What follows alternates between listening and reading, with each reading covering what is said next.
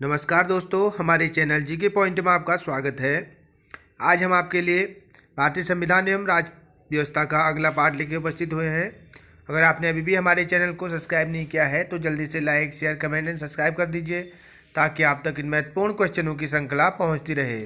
चलिए स्टार्ट करते हैं। जो व्यक्ति सांसद न हो क्या उसे मंत्री नियुक्त किया जा सकता है? जो व्यक्ति सांसद न हो उसे मंत्री नियुक्त किया जा सकता है, लेकिन उसे 6 महीनों के भीतर संसद सदस्य बनना होगा। लोकसभा के प्रथम अध्यक्ष थे जीवी मावलंकर। राज्यसभा के सदस्य कितने वर्षों के लिए निर्वाचित किए जाते हैं? राज्यसभा के सदस्य 6 वर्षों के लिए निर्वाचित किए जाते हैं। राज्यसभा के सदस्यों का सेवाकाल 6 वर्ष होता है। यह निर्णय कौन लेता है कि कोई विधेयक धन विधेयक है या नहीं? लोकसभा का अध्यक्ष जो होता है वो यह निर्णय लेता है कि कोई विधेयक धन विधेयक है या नहीं। निम्नलिखित में से कौन सी नियुक्ति भारत के राष्ट्रपति के अधिकार में नहीं है? लोकसभा के अध्यक्ष की नियुक्ति राष्ट्रपति द्वारा नहीं की जाती है। वित्त आयोग के अध्यक्ष के लिए जरूरी है सार्वजनिक मामलों का अनुभव होने वाला व्यक्ति ही वित्त आयोग का अध्यक्ष बनने की जो अर्हता होती है उसको पूर्ण करता है। संसदीय प्रकार की सरकार की एक प्रमुख विशेषता क्या है? संसदीय प्रकार की सरकार की विशेषता है कि संसद के प्रति मंत्रिपरिषद का सामूहिक उत्तरदायित्व उसे समझना होता है। निम्नलिखित में से कौन सी समिति संसद की स्थायी समिति नहीं है? वित्त मंत्रालय की परामर्शदात्री समिति संसद की स्थायी समिति नहीं होती है। लोकसभा के सदस्यों के चुनाव में निम्नलिखित में से किस विधि का प्रयुक्त किया जाता है? भूभागी प्रतिनिधित्व जो होता है वो लोकसभा के सदस्यों के चुनाव में प्रयुक्त किया जाता है। भारत में सरकार की संसदीय प्रणाली इसलिए है क्योंकि लोकसभा में मंत्रिपरिषद उत्तरदायी है। लोकसभा में मंत्रिपरिषद उत्तरदायी होती है, इसलिए भारत में जो सरकार है वो संसदीय प्रणाली की सरकार है। जो लोकसभा के जो सदस्य होते हैं वो सीधे रूप से जनता द्वारा चुने जाते हैं, इसलिए ये उत्तरदायी सरकार होती है। केंद्रीय मंत्रिमंडल में मंत्रिमंडल सदस्य का पद निम्नलिखित में से किसको मिलता है? योजना आयोग के उपाध्यक्ष को केंद्रीय मंत्रिमंडल में मंत्रिमंडल सदस्य का पद मिलता है। प्रत्येक 6 महीने में संसद की स्वीकृति लेकर राष्ट्रपति शासन अधिकतम कितने समय तक बढ़ाया जा सकता है? प्रत्येक 6 महीने में संसद की स्वीकृति लेकर राष्ट्रपति शासन आपातकाल की स्थिति में 3 साल तक बढ़ाया जा सकता है। भारत में संसदीय ढांचे में 2 अस्थायी सदनों के नाम बताइए। लोकसभा एवं विधानसभा 2 अस्थायी सदन हैं भारत की संसदीय प्रणाली में। संसदीय एवं राष्ट्रपति प्रणाली की सरकार के बीच मुख्यतः क्या अंतर होता है? विधायी कार्यकारी संबंध का अंतर संसदीय एवं राष्ट्रपति प्रणाली की सरकार में होता है। भारतीय संघ में नए राज्य की स्वीकृति कौन देता है? भारतीय संसद जो है वो भारतीय संघ में नए राज्य की स्वीकृति देती है। बिहार में लोकसभा की 40 सीटें हैं। राज्यसभा की कितनी सीटें बिहार में हैं? बिहार में राज्यसभा की 16 सीटें हैं। विधायिका को किस प्रकार की सरकार में कार्यपालिका से अधिक प्राथमिकता मिलती है? संसदीय सरकार में विधायिका को कार्यपालिका से अधिक प्राथमिकता मिलती है। संविधान में संशोधन की कार्यवाही आरंभ की जाती है यदि संसद की किसी भी सदन में विधेयक पेश किया जाए। संविधान में संशोधन की जो प्रक्रिया होती है वो किसी भी सदन में शुरू की जा सकती है। निम्नलिखित में से कौन राष्ट्रीय विकास परिषद का सदस्य नहीं है? भारत का राष्ट्रपति राष्ट्रीय विकास परिषद का सदस्य नहीं होता है।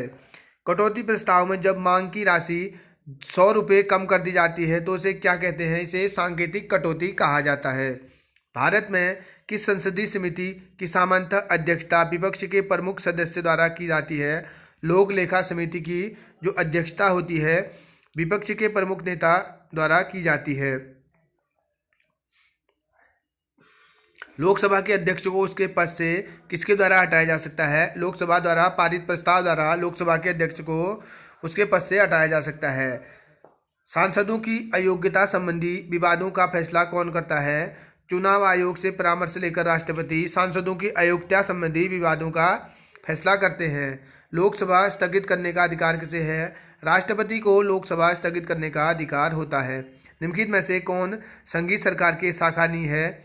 मीडिया जो होती है एक स्वतंत्र शाखा होती है, इस पर किसी सरकार का कोई हस्तक्षेप नहीं होता है।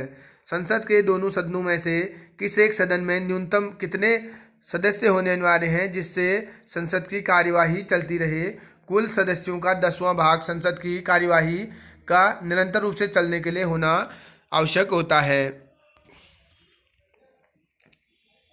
उच्च न्यायालय में अपील की जा सकती है यदि सत्र न्यायालय ने दंड दिया हो। 7 वर्ष या अधिक का दंड अगर सत्र न्यायालय ने दिया हो तो उच्च न्यायालय में अपील की जा सकती है। भारत के उच्चतम न्यायालय को प्राप्त है अपीलीय, मूल अपीलीय और परामर्शदायी अधिकार क्षेत्र भारत के उच्चतम न्यायालय को प्राप्त है। निम्नलिखित में से मूल अधिकारों का संरक्षक कौन है? न्यायपालिका मूल अधिकारों की संरक्षक होती है। हमारे संविधान की व्याख्या के लिए अंतिम प्राधिकारी है। उच्चतम न्यायालय हमारे संविधान की व्याख्या के लिए अंतिम प्राधिकारी होता है। उच्च न्यायालय अथवा सर्वोच्च न्यायालय द्वारा नागरिकों के मौलिक अधिकारों की रक्षा हेतु जारी समादेश को क्या कहते हैं? बंदी उपस्थापक। उच्च न्यायालय तथा सर्वोच्च न्यायालय द्वारा नागरिकों के अधिकारों की रक्षा हेतु जारी समादेश को कहते हैं। निम्नलिखित समादेशों में से कौन सा समादेश किसी अवैध व्यक्ति से सरकारी पद को बचाने के लिए जारी किया गया है? अधिकार परीक्षा जो समादेश होता है वो किसी अवैध व्यक्ति से सरकारी पद को बचाने के लिए जारी किया जाता है। भारत के उच्चतम न्यायालय के न्यायाधीशों की सेवानिवृत्ति की आयु होती है 65 वर्ष। भारत के उच्चतम न्यायालय के न्यायाधीशों की सेवानिवृत्ति आयु होती है। इस अनुच्छेद के अंतर्गत कोई नागरिक मूल अधिकारों के किसी भी उल्लंघन के लिए सीधे उच्चतम न्यायालय में मुकदमा कर सकता है। अनुच्छेद 32 के अंतर्गत अगर किसी व्यक्ति के मूल अधिकारों का हनन हो रहा है तो वो सीधे उच्चतम न्यायालय में अपील कर सकता है। मध्य प्रदेश उच्च न्यायालय की पीठ स्थित है जबलपुर में। मध्य प्रदेश उच्च न्यायालय की पीठ स्थित है। उच्च न्यायालय के न्यायाधीशों को उनका कार्यकाल समाप्त होने से पहले ही अक्षमता अथवा सिद्ध कदाचार के आधार पर उनके कार्यकाल से किसके द्वारा हटाया जा सकता है? विशेष बहुसंख्या सहित संसद के दोनों सदनों अगर उनके खिलाफ कदाचार का जो विधेयक है वो पास हो जाता है तो इनको हटाया जा सकता है। किसी उच्च न्यायालय को पहली महिला मुख्य न्यायाधीश होने का गौरव प्राप्त है। हिमाचल प्रदेश के उच्च न्यायालय को पहली मुख्य न्यायाधीश होने का गौरव प्राप्त है। रीट जारी किए जाते हैं। सर्वोच्च न्यायालय एवं उच्च न्यायालयों द्वारा रीट जारी किए जा सकते हैं। भारत के महान्यायवादी को कहाँ पर सुनवाई करने का अधिकार है?